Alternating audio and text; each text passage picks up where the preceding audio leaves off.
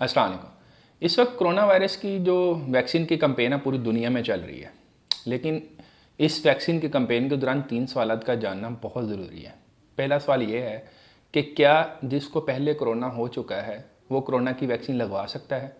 दूसरा सवाल ये है कि कौन सी ऐसी एलर्जी है जिसके होते हुए आप कोरोना की वैक्सीन बिल्कुल भी नहीं लगवा सकते। और तीसरा सवाल ये है कि कोरोना के जो नए वेरिएंट्स सामने आ रहे हैं उनके होते हुए इस कोरोना की वैक्सीन की इफ़ेक्टिविटी पे उनका क्या असर होगा। पहला सवाल ये है कि क्या जिसको पहले कोरोना हो चुका है उसको वैक्सीन लगवानी चाहिए। ये सवाल बड़ा कॉमनली पूछा जाता है। वजह यह है कि साइंटिस्ट इस नतीजे पर पहुँचे हैं कि जो इंसानी जिस्म नेचुरल इम्यूनिटी पैदा करता है, जो कि किसी भी शख्स को कोरोना वायरस होने के बाद उसके अंदर पैदा होती है, जिसे हम एंटीबॉडीज़ कहते हैं, उनकी मिकदार मुख्तलिफ मरीज़ों के अंदर मुख्तलिफ होती है। कुछ लोगों के अंदर वायरस थोड़ी मिकदार में जाता है, इसलिए उनके अंदर जो इम्यूनिटी या एंटीबॉडीज़ हैं वो भी कम प्रोड्यूस होती हैं। जबकि कुछ इस वायरस से बुरी तरह मुतासर होते हैं तो उनके अंदर एंटीबॉडीज़ ज़्यादा पैदा होती हैं और उनकी इम्यूनिटी ज़्यादा देर तक रहती है। लेकिन इसके बरक्स जो वैक्सीन है उसकी डोज सारे लोगों को एक जितनी ही लगाई जाती है। इसलिए वैक्सीन लगवाने को एडवोकेट किया जाता है कि ज़्यादा से ज़्यादा लोग वैक्सीन लगवाएं, क्योंकि इसमें एक मेजर्ड डोज है, तो उसके साथ सारे लोगों के अंदर एक ही जैसा रिस्पॉन्स आएगा और एक ही जैसी एंटीबॉडीज़ पैदा होंगी। हो सकता है कि कोई शख्स जो है वो कोरोना वायरस से इतना ज़्यादा पहले मुतासर ना हुआ हो, उसकी एंटीबॉडीज़ जो प्रोड्यूस हुई थी वो कम थी और वो 3 से 4 माह के अंदर उसकी एंटीबॉडीज़ का लेवल कम हो जाए और उसकी इम्यूनिटी कम हो जाए। इसलिए जो है वो बार बार कहा जाता है कि जिनको पहले कोरोना हो चुका है वो भी वैक्सीन लगवा लें तो ज़्यादा बेहतर होगा। दूसरा सवाल जो बहुत पूछा जाता है कि फ़लाँ एलर्जी क्या उसके साथ भी कोरोना की वैक्सीन लगवाई जा सकती है। तो बात यह है कि कोरोना की वैक्सीन के लिए जो एलर्जी की वार्निंग आई थी वो उन लोगों के लिए थी जिनको किसी ख़ास किस्म की खुराक से या किसी ख़ास दवाई से या इस वैक्सीन के अंदर जो इंग्रेडिएंट्स हैं उनसे एलर्जी हो। स्पेशली अगर मैं बात करूं कि जो फाइज़र की वैक्सीन है उसके अंदर पेग पॉलीएथिलीन ग्लाइकोल जो है कंपाउंड, उसकी वजह से लोगों को जो है वो एलर्जी का सामना करना पड़ा था। उसकी वजह से इस वैक्सीन के साथ कुछ लोगों को एलर्जी हुई थी। अच्छा, ये कंपाउंड आम तौर पे जो कब्ज़ के मरीज़, कॉन्स्टिपेशन के मरीज़ हैं, उनके लिए साशे की शक्ल में भी इस्तेमाल किया जाता है, जिसको पानी में मिक्स करके इस्तेमाल करते हैं। तो ऐसे लोग जिनको पैग के साथ या किसी ख़ास खुराक के साथ या किसी ख़ास मेडिसिन के साथ एलर्जी है, उनके लिए वार्निंग थी। पैग वाले तो बिल्कुल भी वैक्सीन नहीं लगवा सकते जिनको उससे एलर्जी है, पैग के साथ एलर्जी है, लेकिन बाकी लोग जो हैं वो किसी एहतियात को मद्देनज़र रखते हुए वैक्सीन फिर भी लगवा सकते हैं। अच्छा, वैक्सीन लगवाने के बाद जो पहला 1 घंटा होता है ना, वो बड़ा इंपॉर्टेंट होता है, क्योंकि जो सीवियर किस्म का रिएक्शन होना होता है वो पहले 1 घंटे के दौरान ही होने के चांसेस होते हैं।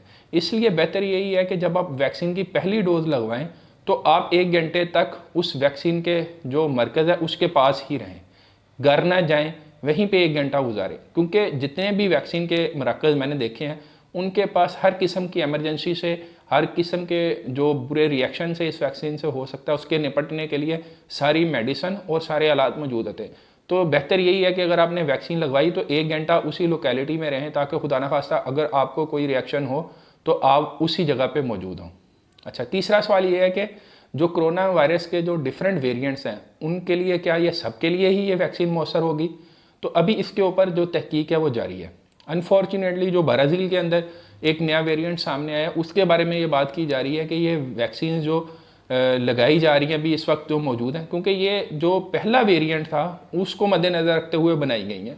तो अब 3 वेरिएंट, साउथ अफ्रीका का एक वेरिएंट और एक इंग्लैंड का एक वेरिएंट और एक ब्राज़ील का एक वेरिएंट, ये 3 मेजर वेरिएंट्स सामने आए हैं। अच्छा, ये वेरिएंट क्या होते हैं? वेरिएंट ये है कि अगर देखें आपके अंदर कोई इंसानी जिस्म के अंदर वायरस जाता है तो इम्यूनिटी उसको काबू करने की कोशिश करती है। इम्यूनिटी अपना पूरा जोर लगाती है, ज़्यादातर 97-98% लोगों में इम्यूनिटी उसको काबू कर लेती है और एंटीबॉडीज़ प्रोड्यूस कर देती है। अब अगली दफ़ा वैसा ही जब वायरस इंसानी जिस्म के अंदर आएगा तो क्या होगा? इम्यूनिटी उसको फ़ौरन रिकॉग्नाइज़ करेगी और उसको न्यूट्रलाइज़ कर देगी। वायरस के अंदर एक खासियत होती है कि वायरस जो होता है अपने अंदर तब्दीलियाँ लाता रहता है, क्योंकि वो उसकी और इम्यूनिटी की जो जंग होती है उसमें वायरस की भी कोशिश होती है कि मैं जीतूँ। अच्छा, उसको हम अगर एक मिसाल के ज़रिए एक्सप्लेन करने की कोशिश करेंगे तो वो ये होगा कि फॉर एग्ज़ाम्पल एक पैराग्राफ है जो आपने पहले कभी ना पढ़ा हो। वो अगर पैराग्राफ आपको दिया जाए और आप उसको 2-4 दिन, 5 दिन, 10 दिन पढ़ें, तो उसके बाद आप उसको बआसानी जब भी वो पैराग्राफ आपके सामने आएगा तो उसको आप पढ़ लेंगे।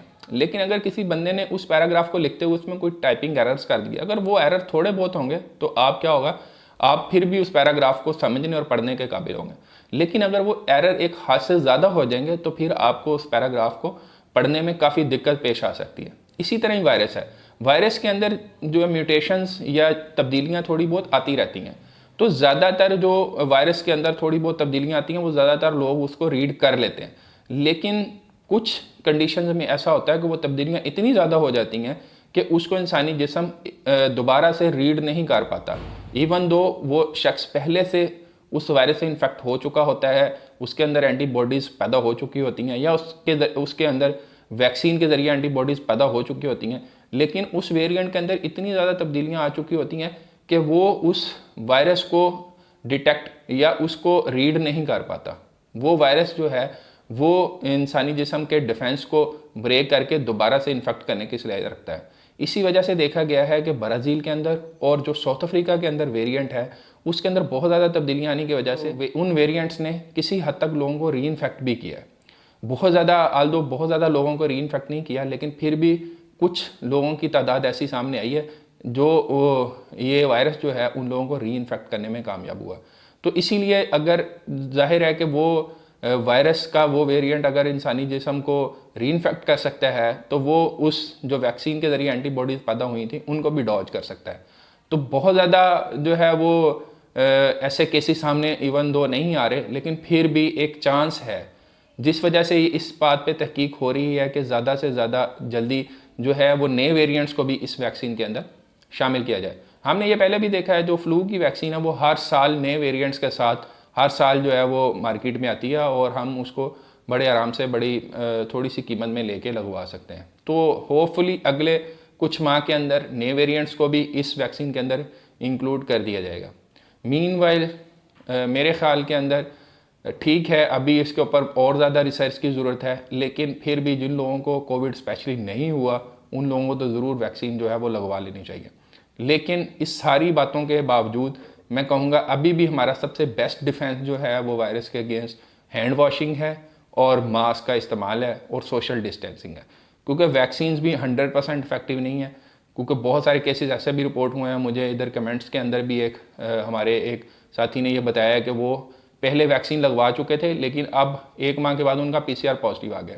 तो वैक्सीन भी 100% इफेक्टिव नहीं है, इसलिए हैंड वॉशिंग को और मास्क को और सोशल डिस्टेंसिंग को हमें जारी रखना होगा। बहुत शुक्रिया।